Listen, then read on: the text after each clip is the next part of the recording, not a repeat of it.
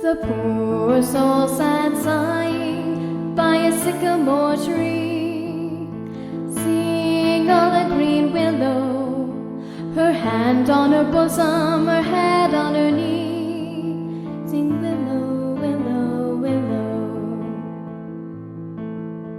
The fresh streams ran by her and murmured her moans. Sing willow, willow, willow. Her salt tears fell from her.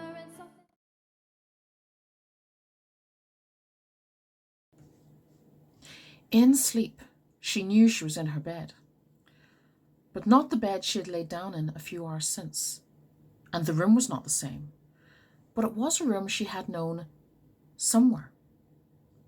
Her heart was a stone lying upon her breast outside of her. Her pulse lagged and paused, and she knew that something strange was going to happen. Even as the early morning winds were cool through the lattice, the streaks of light were dark blue, and the whole house was snoring in its sleep. Now, I must get up and go while they're all still sleeping. Now, where are my boots, and what horse shall I ride? Fiddler or Graylie, or Miss Lucy with the long nose and the wicked eye? And the stranger, where is that lank, greenish stranger I remember hanging about the place? Welcomed by my grandfather, my great-aunt, my 5 times removed cousin, and my decrepit hound, and my silver kitten. Why did they take to him, I wonder? And where are they now? Yet I saw him pass the window in the evening. What else besides them did I have in the world? Nothing. Nothing is mine. I have only nothing. But it is enough. It is beautiful. And it is all mine.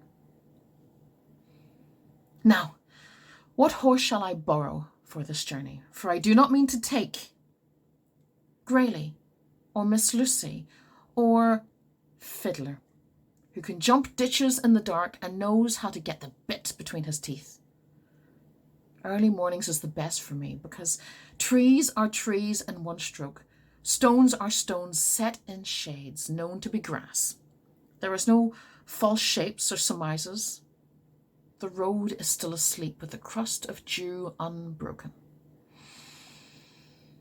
I'll take Graylie, because he is not afraid of bridges. Now, come, Graylie, she said, taking her bridle. We must outrun death and the devil. You are no good for it, she told the other horses, standing saddled before the stable gate. Among them, the horse of the stranger, grey also, with tarnished nose and ears. The stranger swung into his saddle beside her, leaned far towards her, and regarded her without meaning. The blank, still stare of mindlessness that makes no threats and can bide its time.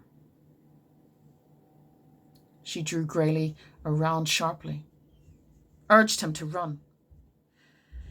He leapt the low rose hedge and the narrow ditch beyond, and the dust of the lane flew heavily under his beaten hooves. The stranger rode beside her, easily, lightly, his reins loose in his half-closed hands, straight and elegant in dark, shabby garments that flapped upon his bones. His pale face smiled in an evil trance. He did not glance at her. Ah, I have seen this fellow before. I know this man, if I could place him. He is no stranger to me.